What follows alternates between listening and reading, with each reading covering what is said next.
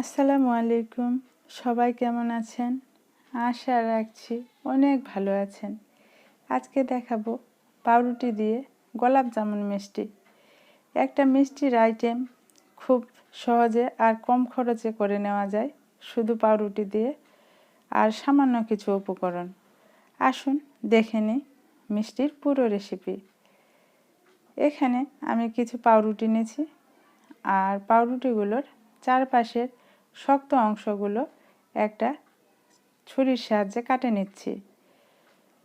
এভাবে সবগুলো পাউরুটির চারপাশের শক্ত অংশগুলো কাটে নিলাম। আর আপনারা এই রেসিপিটা করার জন্য 5টা 6টা বা তার থেকেও বেশি কিংবা পুরো পাউরুটিটা দিয়েও করে নিতে পারেন। আজকে আমি এখানে একটা আর অর্ধেকটা পাউরুটি করে দেখাবো।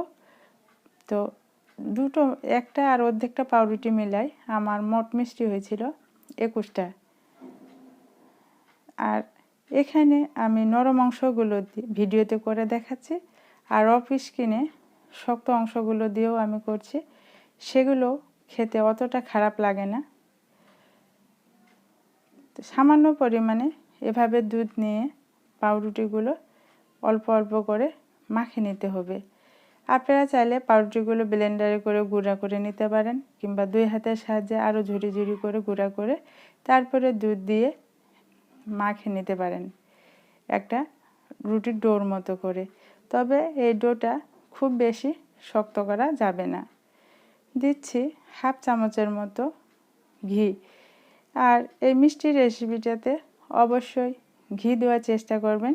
ঘি দিলে মিষ্টিগুলো নরম হয় আর খাওয়ার সময় ভালো একটা ফ্লেভার আসে, ভালো লাগে।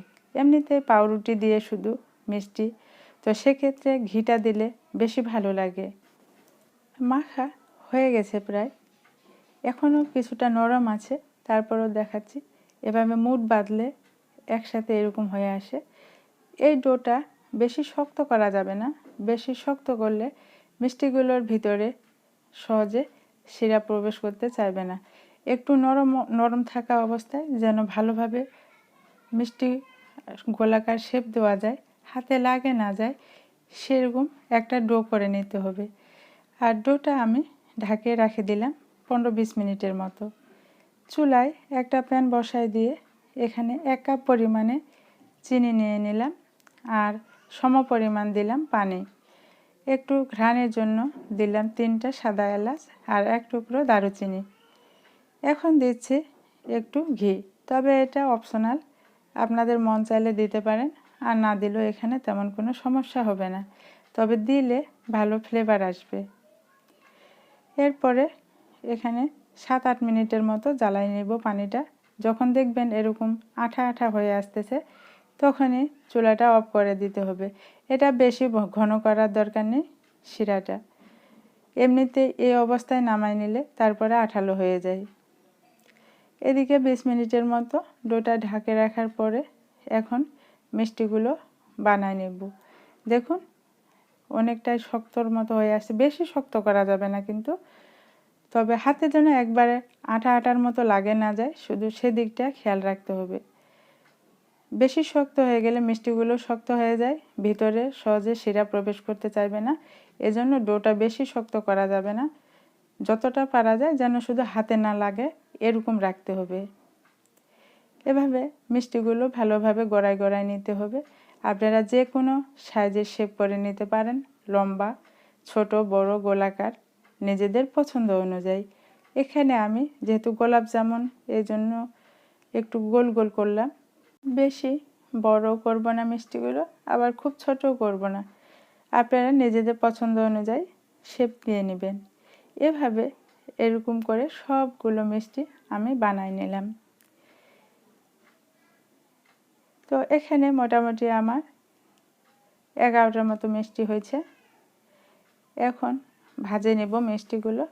ভাজার সময় এখানে খুব গুরুত্বপূর্ণ একটা বিষয়, কারণ বেশি যদি তেল গরম হয়ে যায় সেক্ষেত্রে মিষ্টিগুলো দেওয়ার পরে কিছুক্ষণের মধ্যে শক্ত হয়ে আসবে। আর চুলার আঁচটা যদি সবসময় বেশি আঁচে দেওয়া থাকে সেক্ষেত্রে মিষ্টিগুলো উপরে লাল হয়ে যাবে, ভিতরে ভালো মতো কুক হবে না।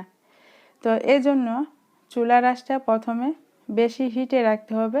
যখনই মিষ্টিগুলো হালকা শক্ত হয়ে আসবে তারপরে চুলার আঁচটা মধ্যমেরও কম করে দিতে হবে। কিছু ক্ষেত্রে হয়তো যদি চুলার আঁচ কম থাকে বা তেলটা কম গরম হয় সেক্ষেত্রে মিষ্টিগুলো একটু হালকা ছুটে যাওয়ার মতো বা ছেঁড়া ছেঁড়া টাইপের একটা এরকম হয়ে আসতে পারে। সেক্ষেত্রে ভয়ের কিছু নেই, সে মিষ্টিগুলো আরও ভালো হয়, ভালোভাবে রসে টইটুম্বুর হয়। তো এভাবে ভাজার পরে সাথে সাথে গরম শিরাটাতে দিয়ে দিতে হবে। আমি সবগুলো মিষ্টি এভাবে ভেজে নিলাম, নেওয়ার পরে শিরাটাতে দিয়ে দিলাম।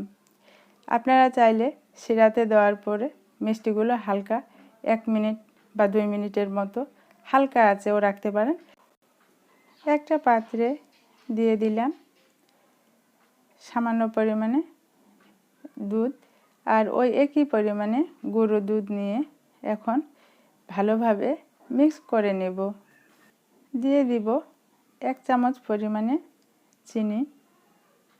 এটা সামান্য মিষ্টি হওয়ার জন্য, গুঁড়ো দুধ যদিও সামান্য মিষ্টি, এরপর আর একটু চিনি দিয়ে দিলাম। এরপরে দিচ্ছি সামান্য একটু ঘি। সবগুলো উপকরণ একসাথে ভালোভাবে মিক্স করে নেব। আর যখন এই দুধটা হালকা একটু ঘন ঘন হয়ে আসবে তারপরে চুলাটা অফ করে দিতে হবে। বেশি গাঢ় করা যাবে না, নাহলে একবারে শক্ত হয়ে যাবে। চুলা অফ করে দিয়েছি। এখন দুধটা হালকা একটু ঠান্ডা করে আমি ঢালে নিচ্ছি ছোট একটা বাটিতে।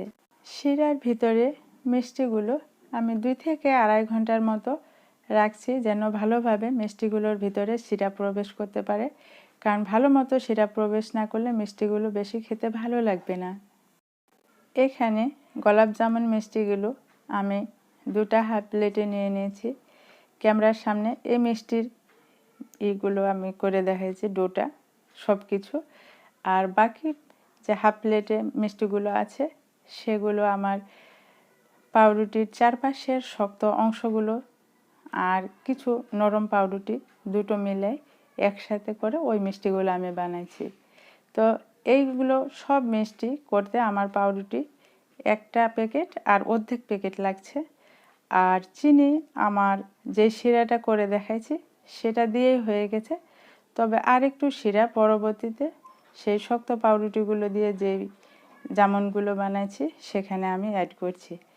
আর পুরো এই 1.5 প্যাকেট পাউরুটির জন্য আমার 1 কাপ পরিমাণে তরল দুধ লাগছে।